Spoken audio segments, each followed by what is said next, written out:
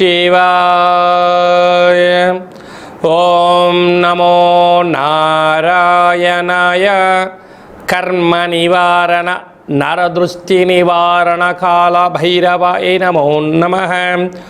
ఓం కాళకాలాయ విద్మహే కాళాతీతాయ ధీమహి తన్నో కాళభైరవ ప్రచోదయాత్. హరి ఓం. మా ఛానల్కి స్వాగతం.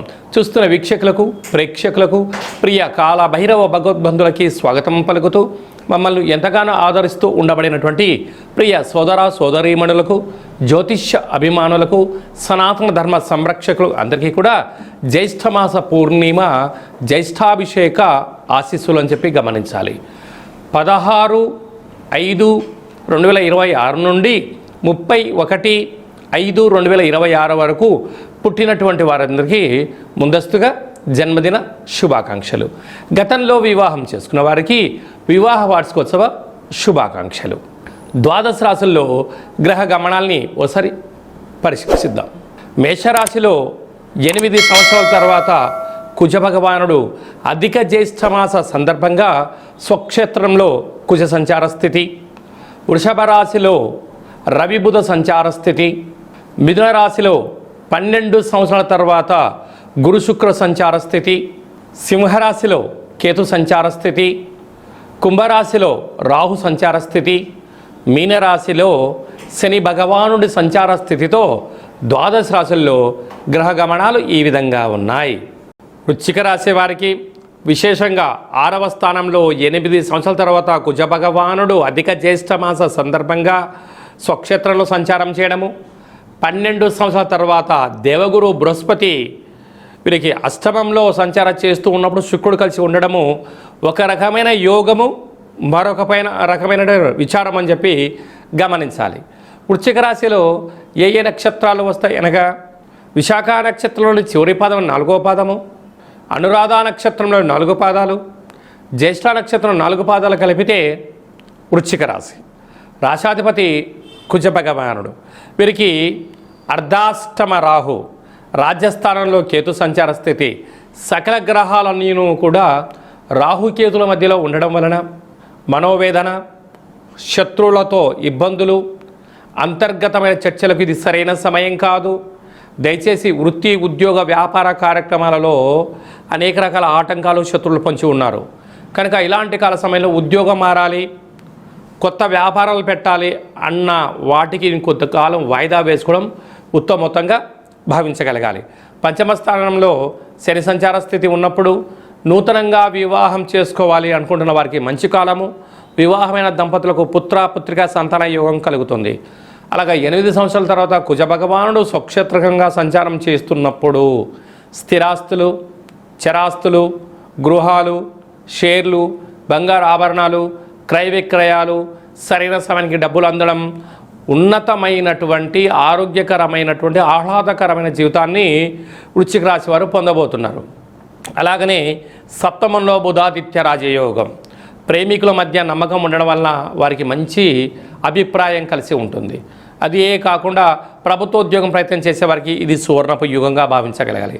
అష్టమంలో 12 సంవత్సరాల తర్వాత దేవగురు బృహస్పతితో శుక్రుడు సంచారం చేస్తున్నప్పుడు కొద్దిపాటి ఆర్థిక ఇబ్బందులు ఉన్నాయి. దయచేసి అప్పులు ఇవ్వద్దు, అప్పులు కూడా పుచ్చుకోవద్దు. ఉండబడిన వాటితో సర్దుకుపోగలిగితే మీకన్నా అదృష్టవంతులు ఎవరు లేరు అని చెప్పి గమనించాలి.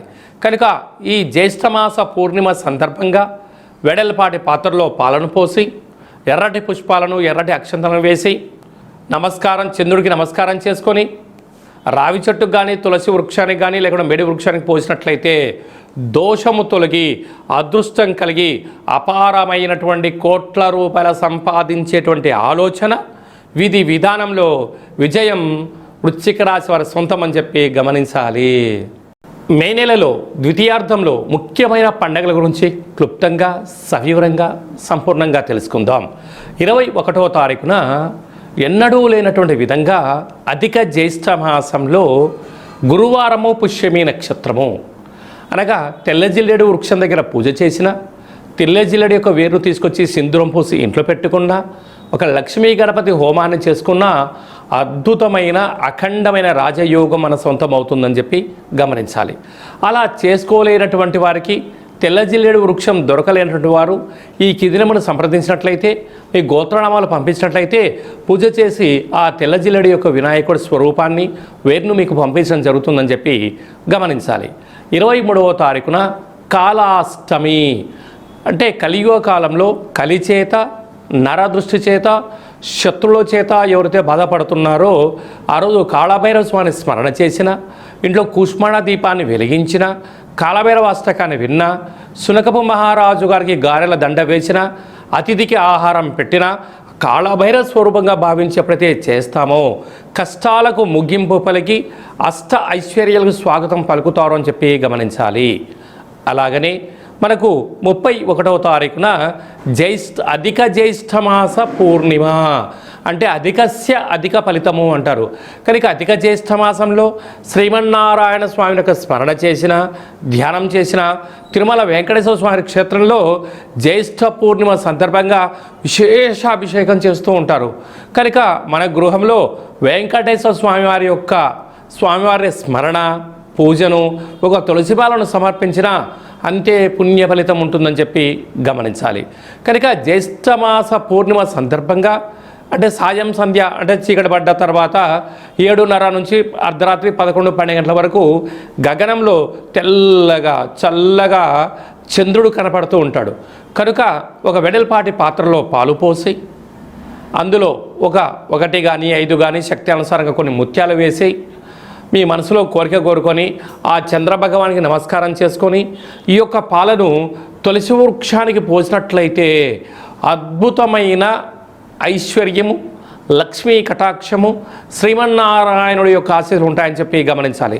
అలా కుదరలేనటువంటి వాళ్ళు ఎవరైనా ఉన్నట్లయితే ఈ కింది నెంబర్ సంప్రదించినట్లయితే మీకు ఆ జ్యేష్ఠమాస పూర్ణిమ సందర్భంగా గగనంలో ఉండబడిన చంద్రుణ్ణి పాలల్లో దర్శింపచేసేటువంటి వీడియోను షూట్ చేసి మీ గోత్రామాలతో పూజ చేయించి ప్రసాదం మీకు పంపించడం జరుగుతుందని చెప్పి గమనించాలి.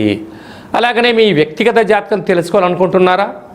మీ యొక్క పేరు, పుట్టినటువంటి తేదీ, నెల, సంవత్సరం, పుట్టిన సమయం రాసి వాట్సాప్ ద్వారా పంపించగలరు. 100 సంవత్సరాల జాతకాన్ని రాసి పంపించి పుట్టినప్పుడు గ్రహ గమనాలు ఎలా ఉన్నాయి, ప్రస్తుతం ఎలా ఉంటున్నాయి, రాబోయే కాలంలో ఎలా ఉంటున్నాయో సవివరంగా సంపూర్ణంగా తెలియజేయడం జరుగుతుంది. అలాగే డేటా ఆఫ్ బర్త్లు లేనటువంటి వారికి మీ పేరు యొక్క మొదటి అక్షరాన్ని అనుసరిస్తూ రాశిని తెలియచేస్తూ రమణ శాస్త్రం ద్వారా అనగా గవళ ద్వారా భూత భవిష్యత్ వర్తమానం తెలియజేయడం జరుగుతుంది. ఈ కింది నెంబర్ని అపాయింట్మెంట్ తీసుకొని సంప్రదించగలరు. అందరికీ ఐశ్వర్యాన్ని, ఆనందాన్ని, అధిక జ్యేష్ఠ మాసంలో ఉండబడినటువంటి ఫలితాలు అందరికీ ప్రసాదించాలని కోరుకుంటూ మనసారా ఆశీర్వచనం. శతమానం భవతి శతాయు పురుష సతేంద్రియ ఆయుష్యేవేంద్రియే ప్రతిష్టతి ధనం ధాన్యం బహుపుత్రలాభం శత సంవత్సరం దీర్ఘమాయు సర్వే జనా సుఖినో భవంతు లోకా సమస్తా సుఖినో భవంతు సర్వం కాళభైరవ దేవతార్పణమస్తు. హరి ఓం. ఈ వీడియో నచ్చినట్టయితే లైక్ చేయండి, అనేక హిందూ భగవద్బంధులకి షేర్ చేయండి. ఆధ్యాత్మిక భక్తి సమాచారాన్ని అందరికన్నా ముందుగా మీరు వినాలి అనుకుంటున్నట్లయితే మా ఛానల్ని సబ్స్క్రైబ్ చేసుకొని గంట సింబల్ ప్రెస్ చేసి ఆల్ అనే బటన్ని నొక్కి ఈ యొక్క ఆధ్యాత్మిక సమాచారాన్ని అందరికీ తెలియజేయ. సర్వే జనా సుఖినో భవంతు.